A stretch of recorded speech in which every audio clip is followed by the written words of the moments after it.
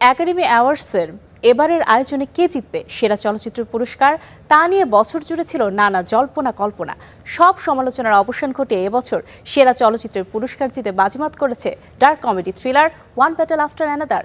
জমকালো এই আসরে একাধিক গুরুত্বপূর্ণ পুরস্কার জিতে আলোচনা কেন্দ্রে এখন সিনেমাটি। The Oscar goes to One Battle After Another. লস অ্যাঞ্জেলেসে অনুষ্ঠিত অস্কারের মঞ্চে সেরা সিনেমার নাম ঘোষণা করেন অভিনেত্রী নিকোল কিডম্যান। বিজয়ী হিসেবে শোনা যায় ওয়ান ব্যাটল আফটার অ্যানাদারের নাম। ঘোষণা শুনেই আসন থেকে উঠে দাঁড়ান সিনেমার পরিচালক পল থমাস অ্যান্ডারসন। তাকে জড়িয়ে ধরেন অভিনেত্রী টিয়ানা টেইলর। এরপর পুরো কাস্ট এবং টিম নিয়ে মঞ্চে ওঠেন তিনি। হাড্ডাহাড্ডি লড়াইয়ের পর ডার্ক কমেডি আর থ্রিলারের মিশেলে তৈরি এই সিনেমা শেষ পর্যন্ত হারিয়ে দেয় আলোচিত ভ্যাম্পায়ার গল্প সিনার্সকে। এছাড়া এবারের অস্কারে মোট 6টি পুরস্কার জিতে নিয়েছে ওয়ান ব্যাটল আফটার অ্যানাদার। সেরা চলচ্চিত্র ছাড়াও রয়েছে সেরা পরিচালক, সেরা অভিযোজিত চিত্রনাট্য, দুটোই পেয়েছেন পল থমাস অ্যান্ডারসন।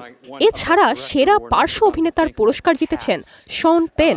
সেরা কাস্টিং পুরস্কার পেয়েছেন কাস্টিং ডিরেক্টর কাসান্ড্রা কুলুকুন্ডিস। আর সেরা ফিল্ম এডিটিংয়ে পুরস্কার গেছে সম্পাদক অ্যান্ডি জার্গেনসেনের ঝুলিতে। আগে একবার সেরা পরিচালক পুরস্কার জিতে আমি বড় একটা ভুল করেছিলাম।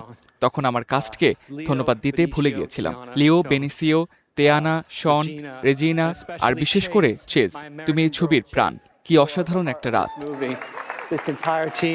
দর্শক সারিতে তখন দাঁড়িয়ে উচ্ছ্বাসে অভিনন্দন জানান কিংবদন্তি পরিচালক স্টিভেন স্পিলবার্গ এবং অভিনেত্রী মায়া রুডলফ।